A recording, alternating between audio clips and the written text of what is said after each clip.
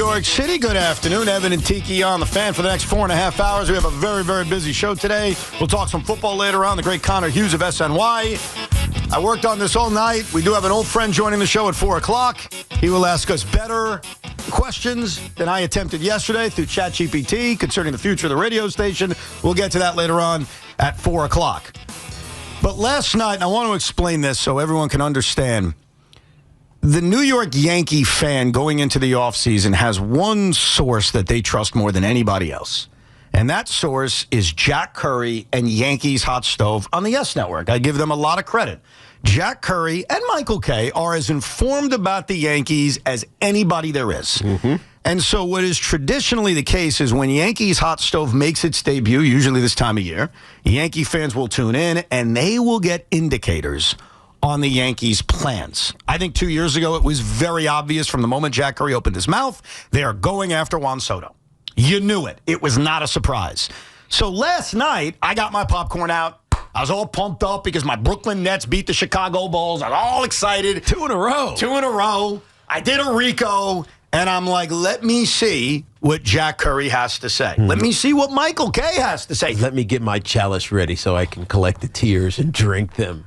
Really? I'm not like that. That's exactly what you are. I wanted to learn because honestly, like we've all made predictions on the Yankee offseason. We don't know. So I'd like to play you some of the clips from Yankees Hot Stove because Yankee fans did not take this stuff well. Let's start it off. This is right out of the gate with the TV voice of the New York Yankees, Michael Kay. That move right there has so many tentacles that will lead to Trent what Grisham, the Yankees do or don't do. We don't know what their payroll is going to be. We don't know if they want to get under $300 million, which Hal Steinbrenner said would be ideal. And if they do, that $22 million is going to take up a lot of the room. So they have a center fielder, but what else are they going to be able to get after pulling in that $22 million contract? When the season ended, I said that signing Bellinger was a priority for the Yankees, number one priority. But what Michael just brought up impacts that because now that you add Grisham, it is obviously going to have an effect. You've got Judge making $40 million in right field. You've got Grisham making $22 million in center field. What is the Yankees' appetite going to be to pursue a player like Bellinger? I don't know how you took that. I took that as, oh, my God, Trent Grisham accepting the qualifying offer. And I raised my hand because I did not think this would be the case. You didn't think he would? I didn't. Because why wouldn't he? No, I didn't. It's not that I didn't think he would. I thought that if he accepted it, the Yankees would still spend in a big way. That they wouldn't use the $22 million as, we can't go further. Kay and Curry just mapped out in the first 30 seconds of Yankees Hot Stove that signing greatly impacts the chances of Bellinger coming back. That I'm surprised about. So I remember when we did this ourselves, one of the stipulations you put on us, meaning me, Tommy, Sean, and you, doing the offseason was, all right, the Yankees have about $85 million to spend. Right. The Mets have whatever it was, 90, I forget what the number was. It didn't matter because we're just talking about the Yankees. And when you saw that the qualifying offer was offered to Trent Grisham, in your mind, you kind of felt like that means it's really like $100 million they have to spend. Yeah. The qualifying offer that they offered Trent Grisham is not something that's going to prevent them from signing $80 million or $85 million, I think was the number we used, of players this offseason. But what it sounds like is that Trent Grisham is absolutely going to prevent them. God. And so now that $85 million is now $60 million that they have to sign Cody Bellinger, whoever else they're going to target, unless, and this is what we don't know, that the Brian Cashman, Hal Steinbrenner faction is willing to go above that $360 million number. It just feels like Jack and Michael are very locked in usually. Yeah. And when they say stuff like the payroll, getting under $300 million, the impact, the tentacles of the Grisham signing, I don't think that's just pure speculation. I think they know. And so the early returns, and I've got more clips from last night, but that first clip was like a, whoa, I think I'm wrong about this. And I admit that because I remember arguing with you, Sean, about if they're making the QO to Grisham, it makes me think they won't let that $22 million change the rest of their offseason. And based on that response by both Curry and Kay, it sounds like it will. Yeah, I'm going back to my initial reaction, which was they prioritized getting a draft pick, and they never thought Grisham was accepting it. And now it is absolutely going to hamper their plans, and this is brutal if true. Here's another clip last night from Jack Curry. He's looking for a payday, guys, and Scott Boras is his agent, and we know the approach that Scott Boras is going to take. So, Michael, you're absolutely right in the sense that you have Grisham in center field now, but as the Yankees move forward, is something like a Dominguez or a Spencer Jones more appealing to them, or do they really get heavily involved in trying to hunt down Bellinger? I think Bellinger is going to have some suitors, and I think that number is going to go up. That to me tells me Bellinger's gone. Yeah. That's literally what I took out of that. They'd like to have him back, but between the combination of Grisham accepting the 22 and the fact that Boras has all these suitors, and there have been a lot of reports around the interest in Cody Bellinger, I take that, and this is what I think most Yankee fans took last night as they invested their time in Yankees Hot Stove to get an idea of what truly is going on. I think they took it as Bellinger's gone and they ain't going to do much else. Yeah, no, look, I don't think there's going to be a all-out bidding war, but there is going to be a little bit of a bidding war with Cody Bellinger, and you got to believe that the Yankees aren't in on it. They're not going to sit back and watch this thing just skyrocket for Cody Bellinger, because that's what his agent is going to create. It's what his agent tries to create for all of his clients. And so the Yankees likely gambled here with the qualifying offers you were just alluding to, and it's going to bite them a little bit because Trent Grisham probably could have been had in the open market for a lot less than $22 million if they had desired to bring him back. And instead, you have this roadblock right now in your cap, and that's bad.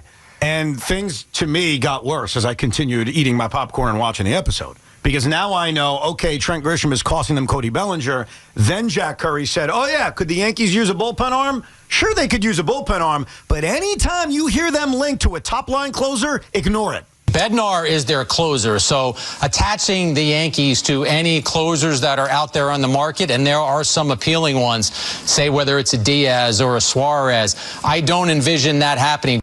Well, here's the problem. Last year, and we forget this, the Yankee bullpen for their standards was bad. Yeah. They had a bad bullpen compared to past pens that Brian Cashman has built. Started good, then it ended poorly. It ended poor, and their final numbers were poor. And so, yes, I like David Bednar. I think we all do. Let's not forget, David Bednar was in the minor leagues a year and a half ago because of his struggles. Why wouldn't you be linked to Edwin Diaz or Robert Suarez or a top-line closer? Because of the money. That's not good. Of course it's not good, but it's the reality. You know, we know what Edwin Diaz is looking for. We know what some of these top closers are trying to get right now, and the Yankees just aren't in that. And I don't think they're in that mode to spend. Not like that. But here's the problem with that, Tiki. They just finished a season in which they were tied for first place with the Toronto Blue Jays. And the Blue Jays, forget about what they did in the postseason. I'm just talking about over 162. They had the same record. And the Blue Jays are out going after Kyle Tucker, going after Edwin Diaz. Mm-hmm. They signed Dylan Cease. You're watching a team in your division get incredibly good. And all I've heard so far from Jack Curry is, don't expect this. Don't expect. Well, what the hell should I expect? Well, maybe, let me think. Maybe they'll try to improve shortstop. You know, Anthony Volpe had a bad year last year. Anthony Volpe is hurt. He's not going to be ready for the start of the season. So, Jack, tell me, maybe they'll go get a shortstop, right? The Yankees believe that Caballero and Cabrera can hold down the fort until Volpe comes back. And Volpe is a very hot topic for Yankee fans, for people who follow this team.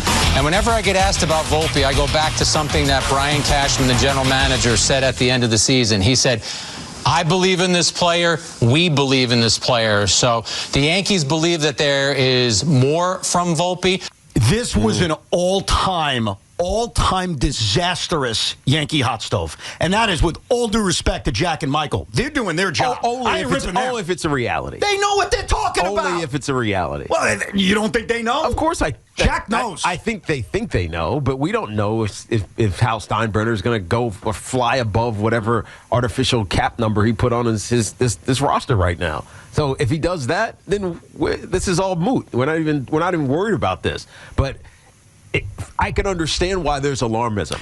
Sean, because we know what the Yankees have continuously done. Tiki doesn't understand that Jack Curry is God. He doesn't know that yet. Yeah, I mean, look, Jack Curry is very much like Jay Glazer when it comes to the Giants, as I bring everything back to the Giants. When he suddenly speaks, you listen. Here's the thing, Evan. Did we go into the offseason thinking the Yankees were going to have some kind of big offseason? We didn't. right? Even when it comes to the bullpen market, you want to bring up Bednar? I think they also think Doval is going to have a bounce back year, and that's going to be a dominating 8-9. I'm less worried about that. The Bellinger stuff, I got news for you. He might be right, Jack Curry, but you know what this sounds like to me? This sounds like the Yankees floating smoke because they're still pissed at the way Scott Boras used them to ring up the Met tab on Juan Soto last year. And I think that the Yankees right now are consciously not going to allow Scott Boras to play them again with the other big free agent on the market. And I think if they come in low now, they will go back at the end when it comes to Bellinger's high offer, and if they deem that worthy, they will still bring back Bellinger. But they're not going to start amping up their need for him now. I think they're downplaying this because of the misplay of Juan Soto last year. Yeah, it's also free agency, and you know how free agency is. It doesn't matter the sport, you're going to overpay for your free agent. And so in this case, the Yankees are trying not to be used and then ultimately overpay for a free agent. That is entirely possible because when Brian Cashman met the media a few weeks ago, he made it clear that Trent Grisham accepting the qualifying offer was not going to affect their chase of Cody Bellinger. Which is why we didn't make the assumption that it was going to knock into whatever they were going to spend this offseason. I made the opposite assumption. Right. So did I. Which is, I believe Brian Cashman, and I believed it to begin with. Jack Curry concerns me. Because Jack knows. Well, maybe Jack don't know what he's talking about. Excuse me? You just say Jack doesn't know what he's talking about? Maybe Jack don't know Jack. Sean, you're the Yankee fan. How much does Jack usually know? A lot. He knows a lot. Jack's the only reason that I cared about watching Hot Stove last night because this is like you wait for this every year as a Yankee fan. I know. Look, what happens when he tells you what you don't want to hear? Well, the problem is you have to accept it, and I'm tired of being blinded in reality. The problem with what Jack Curry said last night is there is no problem. It is what we expected as Yankee fans. What we didn't expect was not to get Cody Bellinger ultimately, even if he got priced out of Kyle Tucker. I will still believe that when I see it, and that is full-blown dumpster fire territory if that comes to fruition. If Trent Grisham's starting in center field and there's no Kyle Tucker and there's no Bellinger, and maybe the backup plan is they pivot to a trade nobody's talking about, and that's their way of being creative with payroll, which, okay, then we could fully judge that if and when it happens, but at the very least, we expected this offseason to be Bellinger and a whole bunch of nothing else. If what Curry's saying is true, it's panic mode. So you hit on something that Brian Cashman has done before. There has been a time, it was actually a couple years ago when they traded for Anthony Rizzo and Joey Gallo, whereas part of the brilliance of what Cashman did is he remained under a certain tax threshold. Right. And they got creative in the way they did that. So you do throw out an idea of will the Yankees try to shed payroll in one area and then add in another and kind of get creative. And I wonder, a la Stephen Kwan in the outfield, like something like that. Sure. No. And that makes sense. And then it comes down to, okay, how do you do it? And then it comes down to this. I remember last year when they traded for Ryan McMahon. Our reaction to it was he's a lot better than what they were playing at third base, Oswald Peraza. He's really good defensively. Even though not a great hitter, a better hitter, the Yankees are a better team. The one negative I had about McMahon, I don't even know if you guys remember it. Do you remember, Sean, specifically my negative about Ryan McMahon? Did we share the negative in that he was guaranteed $16 million this year? Yes. That was the problem. Right. Now all of a sudden you're tying up $16 million to a third baseman who, while he's an upgrade over Peraza, is probably not worth $16 million. That's money best spent elsewhere. Especially if he ends up not being the everyday guy. Which, you hope he kind of has to be. Well, he does, because look at the Yankee roster. And look what Jack Curry told you. Jose Caballero's the shortstop. Oswaldo Cabrera's back, which is great. Healthy. He'll be in the picture. And then Anthony Volpe comes back on his white horse to save the day at shortstop. Maybe. That's what they're figuring. So I think what the Yankees, or at least what Jack Curry has told you on Yankee Hot Stove, as Sean points out, every Yankee fan waits for as like the Pope signal, the bat signal on what the offseason's going to be, is they just told you the offseason ain't going to be much. It's going to be not even running it back because they've already lost pieces. Yeah, that's depressing. That's what I think we're looking at. That's rough. And it's rough, and it's not exciting for Yankee fans, and Yankee fans have every right to call up and scream and yell. What I would tell you is, talent-wise, you're still a playoff team. You're still good. I love your pitching. I mean, your pitching, once they get healthy, has a chance to be the best in baseball. So I'm not going to tell you you got no shot or these are the dark days of the New York Yankees. That's hyperbole. That's not true.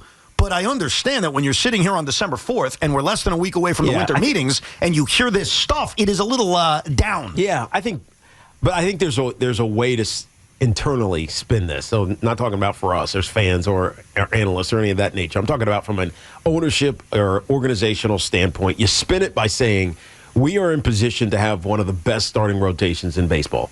And yes, Cody Bellinger, because of his agent, might get priced out, and we're now forced to go with one of the young guys in one of the outfield positions. Trent Grisham's a good player. Let's hope that he continues to excel like he did last year in his contract year. Aaron Judge is Aaron Judge. If you need to, Stanton can throw out there every now and then, but he's your DH. You have some young players that have contributed. Ben Rice is one of them. Austin Wells is another.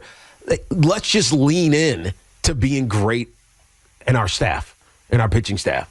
That could be the pivot that the Yankees are looking at right now, and not worried about, we got to have this bat, we got to have this position player, we got to have the XYZ.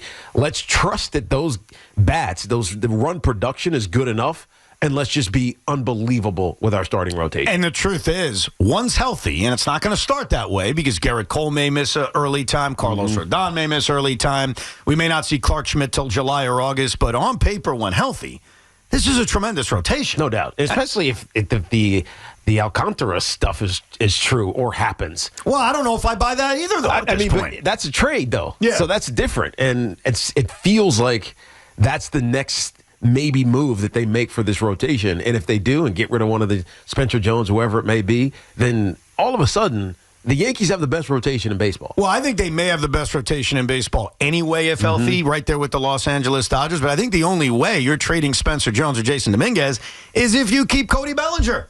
And what Jack Curry told you is it's up in the air. Now, I found this very interesting because I do think sometimes we're in the middle of a game. So Jack tells you, well, they like Cody. There's a market. It's expensive. Trent Grisham.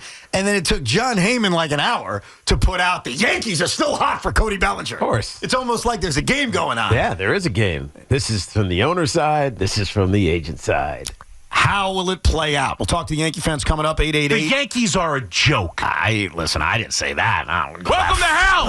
Well, okay. 888-808-1019, the toll-free number. Plus, former Yankee Devin Williams gets sensitive. We'll find out what he had to say coming up. Plus, a lot of football to get to as the show rolls on. All live from the Town Fair Tire studio.